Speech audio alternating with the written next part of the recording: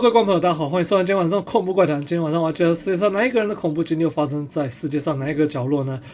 我在介绍今天经历之前呢，最后再跟大家说声2024年，谢谢大家的支持。那接下来是2025年了哈，2025年当然也是要请大家多多指教咯。那海外的影片有可能到明年的2月就会没有。这个我应该会再安排到海外再去做个拍摄吧，不然没有海外的影片。对啊，好 ，OK， 那这是明年的一个期许，当然在明年有可能也会购入一些器材吧。对啊，那这些器材我还在看啊，对啊，因为上网有稍微看了一下，但有一些东西好像大同小异，所以说还没有看到特别喜欢的。有看到的话会再做购买。好，那今天要介绍这个人的经历呢，其实是发生在美国。那说到美国呢，其实美国人对恐怖的定义或许跟我们亚洲不太一样，所以说在看美国人的经历，他们都相对的比较写实。那其实在介绍日本或是印度的时候，有时候就会比较好像有些改编吧，那恐怖程度好像也比较多，但有时候也不要都看日本的嘛，还是看一下欧美国家他们所碰到的事情。那今天这个人呢，其实他去这个地方呢，我觉得他撞到鬼也是正常的啦，因为他去的一个地方是墓园。那其实在台湾的墓园本来就很多鬼故事，我本身自己也不太爱去墓园，但是偏偏最近跑的地方附近刚好都有一些坟墓了。对啊，那当然有碰到一些奇怪的状况。好 ，OK， 那至于他是什么样的经历呢？接下来我就来介绍给大家咯。2017年4月，在经历了一个特别艰难的研究生学期后，我决定请1周假期，前往明尼苏达州东北部的苏必利尔湖畔放松心情。我将假期的前半段留在德鲁斯和双港，进行一些徒步旅行、山地自行车等活动，而后半段则选择前往大马雷，一个距离德鲁斯沿湖约2个小时车程的小镇。当我刚安顿好在酒店房间时，我突然萌生了一个奇怪的念头，搜寻这个地区是否有闹鬼的地方。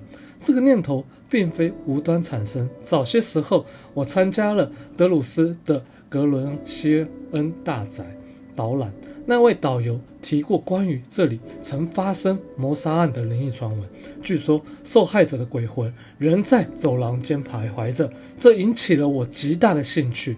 我查了一下大马雷周围是否有闹鬼的地方，发现了一个名字多次出现，那就是枫树山公墓。这些信息主要来自某些闹鬼地点的网站，这些网站的设计看起来像是2000年代初期的风格。最常见的目击报告是有人看到一名提着灯笼的男人，但其中有些描述令人毛骨悚然，比如说有人提到在夜晚时分常有低语声从墓碑间传出，像是某种诡异的呻吟。不过我注意到这些文章都是这几年发表的，于是第二天早上我用手机 GPS 输入枫树山公墓的位置，直接从酒店开车前往。抵达枫树山公墓，让我为你描述一下这个地方的情景吧。枫树山公墓位于距离大马雷2至3英里外的甘佛林小径旁，你需要从甘佛林小径转入一条碎石土路才能抵达公墓。路的两旁被树木夹道，越往深处走，树木越高大，阳光几乎无法穿透。沿途可以看到森林深处隐藏着几栋老房子，主要位于道路的左侧，它们破败不堪，窗户像是黑洞般深邃，让人感到不安。当你来到似乎是死路的地方，路会突然急向左转，在行驶大约500英尺就会抵达公墓。进入公墓后，路继续的延伸，但中间有一个3岔路口，其中一条路向西通往一个可以停车的死胡同。公墓中心有一座老式木质教堂，墓地内散落着新旧不一的墓碑，枫树山公墓位于一个由西向东略有倾斜的坡地上，而由于这是明尼苏达州北部森林地区，公墓周围被浓密的松树包围着。当我抵达时，那是一个阴天，虽然苏必利尔湖畔和大马雷的积雪已经融化，但由于离湖更远的地区气温较低，公墓周围的树旁仍残留着一些积雪。由于天气足够暖和，积雪正在逐渐的融化，因为这样，公墓西侧半部覆盖着一层从西边树林冒出来的薄雾，雾气就在地面上徘徊着，这雾气仿佛有生命般蠕动，有时甚至像是从地底下冒出来，让人不寒而栗。诡异的气氛。当我下车时，首先感觉到的是，这里的空气比我当天去过其他的地方要沉重许多。这是否因为积雪融化，或者是其他原因呢？我无法确定。不过，当我开始在公墓里闲逛时，我注意到了，这里极为的安静，没有风声，也听不到任何的鸟叫、虫鸣，仿佛周围的世界被某种看不见的力量给压制住了。这种死寂让我每一步都显得异常的响亮，而那种被注视的感觉像是阴影一样紧紧跟随着我。大约在公墓里走了10分钟，拍了一些照片后，我站在老教堂入口旁，轻声问：有人在吗？大约过了1分钟后，我感到有一对手指轻轻划过我的后脑，我立刻转身，却没有看到任何人。那一刻，寒意直窜心底，仿佛有什么看不见的东西正在戏弄着我。我再次大声问：有人在吗？声音在空气中回荡，带着奇异的颤抖音。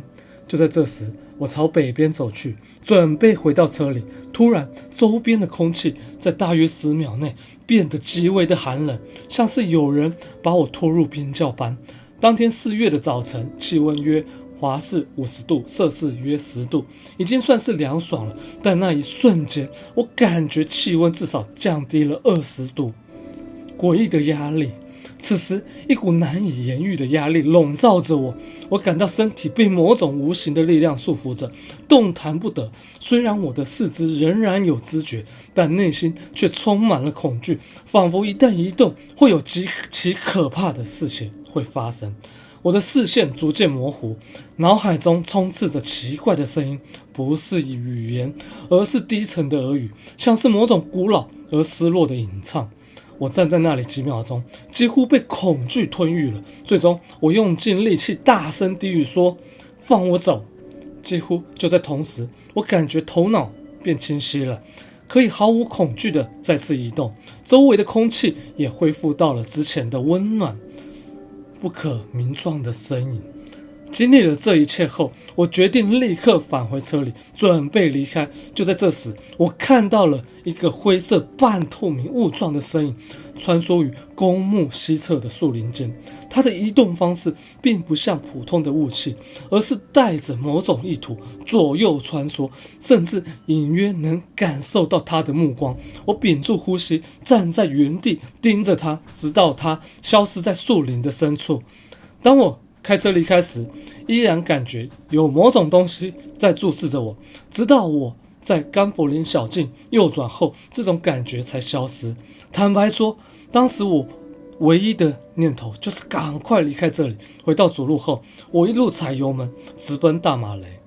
即使事情过去将近1年，我仍然无法解释那天的经历。低语、寒冷、雾状的声音，所有一切都像是某种来自另一个世界的召唤。或许他们还在那里等待下一个不速之客吧。介绍完今天这个人的经历，我必须说胆子还蛮大的耶。其实像在墓地当中碰到这样的事，以一般人来讲应该都是逃之夭夭了嘛，对不对？因为其实大家在进入墓地的之前呢，应该就会有一些先入为主的观念，就是墓地是蛮可怕的。但是假如你们碰到的话，你们会怎么样呢？说真的，我应该会追上去吧。但在树林之间，在墓地里面追逐，其实好像有点危险，不知道。但是枫树山公墓，我只觉得啦，欧美国家的公墓好像他们要不要来台湾的公墓逛逛看？台湾的公墓有可能比那边还要恐怖。我觉得欧美国家的一些公墓像公园一样，其实还蛮漂亮的，甚至有些人不会排斥住在公墓旁边，甚至在公墓旁边的有些房子价格还会比较高。有人说，因为那些有一些灵魂有可能会保佑他们吧，也说不一定。好 ，OK， 那我是勾商的启明，那今天的那个恐怖怪谈就差不多介绍到这个地方为止。那最后也祝大家新年快乐，我们明年见，拜拜。